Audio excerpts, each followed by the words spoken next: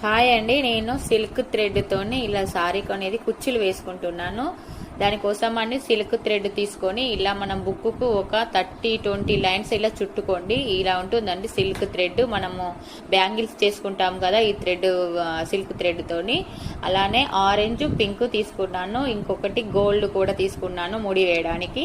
దీనిని మనం ఒక 30-20 లైన్స్ చుట్టుకోండి. చుట్టిన తర్వాత సూదిలోకి దారాన్ని పెట్టేసి దీని సారీకి కుచ్చేసి దాని తర్వాత గోల్డ్ కలర్ దారంతో ముడి వేయండి.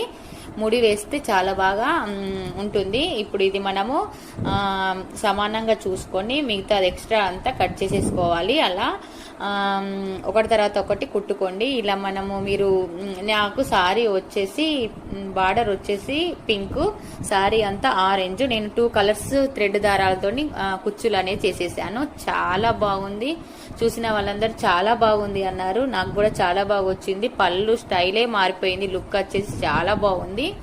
మనం ఇది బయట ఇస్తే చాలా కాస్ట్ అనేది ఉంటుంది అండి. మనమే ఇంట్లో ఈజీగా చేసుకోవచ్చు.